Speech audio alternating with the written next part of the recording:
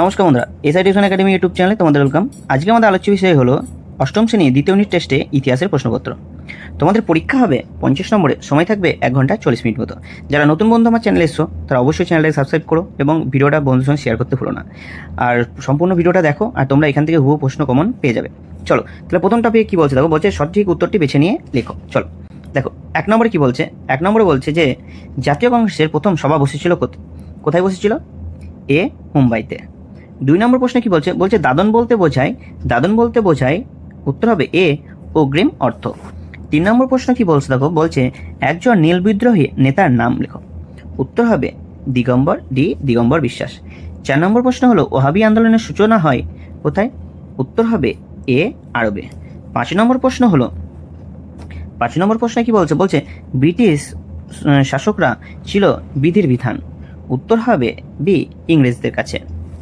2 নম্বর টপিকে বলছে যে অতি সংক্ষিপ্ত নিচের প্রশ্নগুলি উত্তর দাও, যে কোনো ছটি। দেখো 1 নম্বর প্রশ্ন কি বলছে, বলছে কে ইজরাদারি ব্যবস্থা চালু করেন? উত্তর হলো 1773 সালে ওয়ারেন হেস্টিং চালু করেন। 2 নম্বর প্রশ্ন হলো রেলপথ বানানোর ও রপ্তানির হার বাড়ানো ও কৃষিতে বাণিজ্যিকরণের প্রক্রিয়াকে একসঙ্গে কি বলে আখ্যা করা হতো? উত্তর হলো ঔপনিবেশিক অর্থনীতির বাণিজ্যিকরণ। 3 নম্বর প্রশ্ন হলো কত খ্রিস্টাব্দে রেলপথ নির্মাণের প্রকল্প শুরু হয়?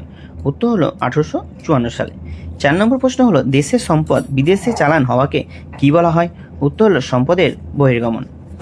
5 নম্বর প্রশ্ন কি বলছে দেখো, বলছে কে সতীদাহ প্রথা বন্ধ করার পক্ষে জোরালো আন্দোলন গড়ে তুলেছিলেন? উত্তর হলো রাজা রামমোহন রায় এবং লর্ড উইলিয়াম বেন্টিং। 6 নম্বর প্রশ্ন হলো লর্ড ব্রুকের জারি করা ন্যাটাভিয়ন নিয়ন্ত্রণ আইনের উদ্দেশ্য কী ছিল?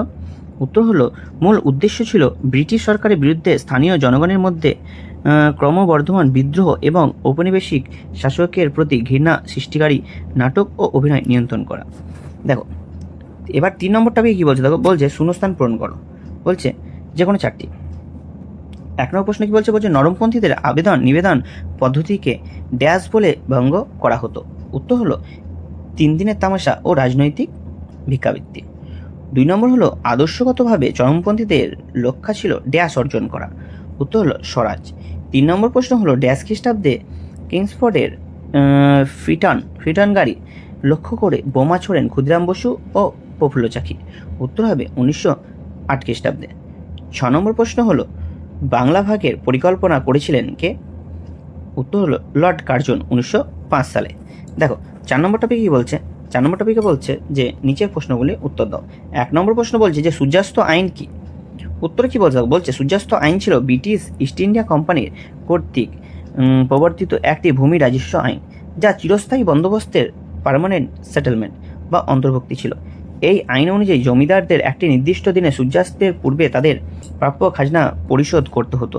যদি কোনো জমিদার তা করতে ব্যর্থ হতেন তবে তার জমিদারি বাজেয়াপ্ত করে নেওয়া হতো। 2 নম্বর প্রশ্ন কি বলছে, বলছে 19বিংশ শতকের দ্বিতীয় ভাগে কোথায় কোথায় চা বাগিচা শিল্প বিকাশ ঘটেছিল? উত্তর হলো 19বিংশ শতকের দ্বিতীয় ভাগে মূলত আসাম ও দার্জিলিংয়ে চা ও বাগিচা শিল্পে ব্যাপক বিকাশ ঘটেছিল। 3 নম্বর প্রশ্ন হলো শ্রীরামপুরে মিশনারি ও ম্যাটসম্যানের সম্পাদনায় বাংলা ভাষায় কোন কোন পত্রিকা প্রকাশিত হয়?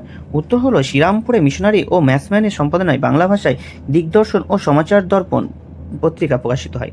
4 নম্বর প্রশ্ন হলো অর্থনৈতিক ও জাতীয়তাবাদ কি? উত্তর হলো অর্থনৈতিক জাতীয়তাবাদ বলতে এমন একটি ধারাকে বোঝায় যেখানে একটি দেশ এবং তার নিজস্ব অর্থনৈতিক স্বার্থকে রক্ষা এবং উন্নতি করার জন্য বিভিন্ন নীতি ও কৌশল গ্রহণ করেন। ভারতীয় প্রেক্ষাপটে এটি ব্রিটিশ ও ঔপনিবেশিক শাসনের অর্থনৈতিক শোষণ থেকে মুক্তি এবং ভারতের নিজস্ব শিল্প ও অর্থনৈতিক বিকাশের আকাঙ্ক্ষাকে বোঝায়। 5 নম্বর প্রশ্ন কি বলছে দেখো, বলছে যে সভা সমিতির যুগ বা সমিতিগুলি কি কি উদ্দেশ্য ছিল? উত্তর হলো সভা সমিতির যুগ বা সমিতিগুলির প্রধান উদ্দেশ্যগুলো ছিল জনমত গঠন, সরকারের কাছে বিভিন্ন দাবি দেওয়া এবং পেশ করা, রাজনৈতিক ও সামাজিক সচেতনতা বৃদ্ধি এবং জনগণের মধ্যে ঐক্য প্রতিষ্ঠা করা।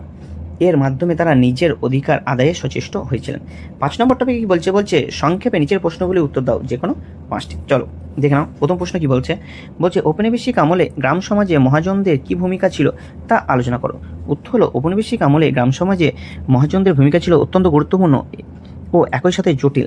এদিকে কৃষকদের যখন অর্থের প্রয়োজন হতো, বিশেষ করে ফসল ফলানোর জন্য এবং প্রাকৃতিক দুর্যোগের কারণে ক্ষতিগ্রস্ত হলে, তখন মহাজনরা ছিলেন তাদের ভরসা।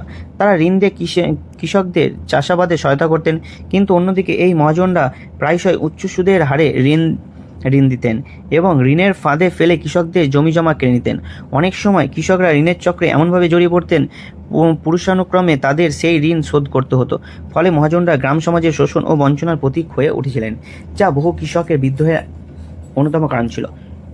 2 নম্বর প্রশ্ন কি বলছে? 1851 থেকে 1865 খ্রিস্টাব্দের মধ্যে টেলিগ্রাফ যোগাযোগের বিস্তার কীরূপ ছিল? উত্তরে কি বলছে? 1851 থেকে 1865 খ্রিস্টাব্দের মধ্যে ভারত টেলিগ্রাফ যোগাযোগের ব্যাপক বিস্তার ঘটেছিল।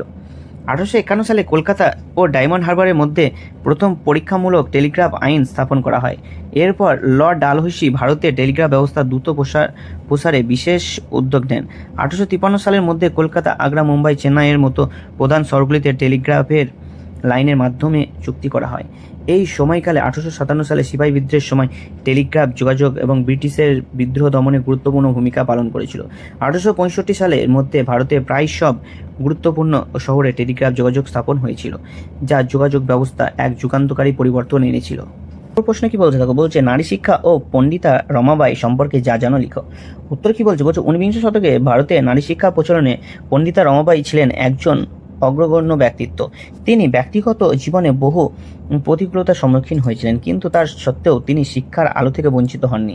তিনি সংস্কৃত ভাষা ও শাস্ত্র সাধারণত পণ্ডিত্য অর্জন করেছিলেন, যে কারণে তাকে পণ্ডিতা উপাধি দেওয়া হয়। নারী শিক্ষা প্রসারে তার প্রধান আবেদন ছিল নারী শিক্ষা প্রতিষ্ঠান স্থাপন। 1889 সালে তিনি পুনেতে সারদা সদন প্রতিষ্ঠা করেন, যা ছিল বিধবা অসহায় নারীদের জন্য একটি আশ্রয় শিক্ষাকেন্দ্র। তার লক্ষ্য ছিল নারীদের স্বাবলম্বী করে তোলা এবং তাদের আত্মমর্যাদা প্রতিষ্ঠা করা। তিনি জাতি, ধর্ম, বর্ণ নির্বিশেষে সকল নারী শিক্ষা অধিকারের পক্ষে ছিলেন এবং তাদের উন্নতির জন্য নিরলস কাজ করে গেছেন। 4 নম্বর প্রশ্ন কি বলছে? ফরাজি আন্দোলনের সম্পর্কে যা জানো লিখো। উত্তরে কি বলছে? দেখো, ফরাজি আন্দোলন ছিল 19 শতকের প্রথম ভাগে বাংলায় সূচিত একটি গুরুত্বপূর্ণ মুসলিম সংস্কার আন্দোলন।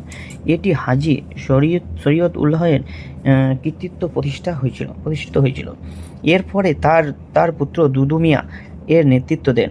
এই আন্দোলনের মূল উদ্দেশ্য ছিল ইসলাম ধর্মের প্রকৃত শিক্ষা ও আচার অনুষ্ঠানের পুনরুত্থান এবং কুসংস্কার উপর জমিদার ও ব্রিটিশদের অত্যাচারের বিরুদ্ধেও সরব হয়েছিল এবং তাদের অর্থনৈতিক মুক্তির জন্য সংগ্রাম করেছিল। এই আন্দোলন গ্রামীণ মুসলিম সমাজে ব্যাপক প্রভাব ফেলেছিল এবং ব্রিটিশ শাসন ও জমিদারি ব্যবস্থার বিরুদ্ধে একটি শক্তিশালী প্রতিবাদ গড়ে তুলেছিল। 5 নম্বর প্রশ্ন কি বলছে? দেখো, হিউম ডাফরিন ষড়যন্ত্র তত্ত্ব বলতে কি বোঝো? উত্তর কি বলছে? হিউম ডাফরিন ষড়যন্ত্র তত্ত্ব বলতে বোঝায় একটি ধারণা যা ভারতীয় জাতীয় কংগ্রেসের প্রতিষ্ঠা ও প্রশ্ন তোলে। এই তত্ত্ব অনুযায়ী ভারতীয় জাতীয় কংগ্রেসের প্রতিষ্ঠা ও অ্যালান অক্টেভিয়ান হিউম তৎকালীন ভাইসরয় লর্ড ডাফরিনের পরামর্শে তার পরোক্ষ সমর্থন কংগ্রেস প্রতিষ্ঠা করেছিলেন।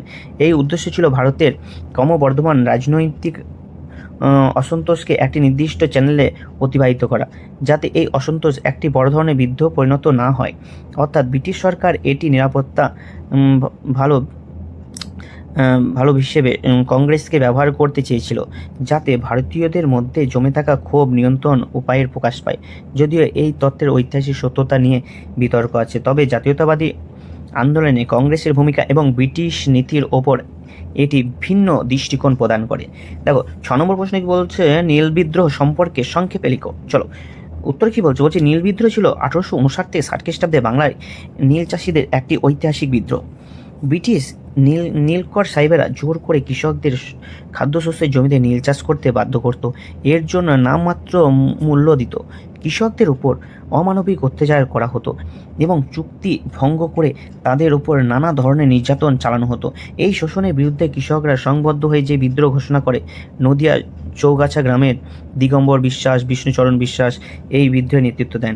বাংলার বিভিন্ন স্থানে দ্রুত এই বিদ্রোহ ছড়িয়ে পড়ে। যদিও এই বিদ্রোহ শেষ পর্যন্ত দমন করা হয়, তবে এটি ব্রিটিশ সরকারের নীল কমিশন গঠন করতে বাধ্য করে এবং নীল চাষের আইনে কিছু পরিবর্তন আনতে সাহায্য করে। এই বিদ্রোহ ছিল কৃষকদের ওপর ব্রিটিশ ঔপনিবেশিক শোষণের বিরুদ্ধে এক বলিষ্ঠ প্রতিবাদ। দেখো,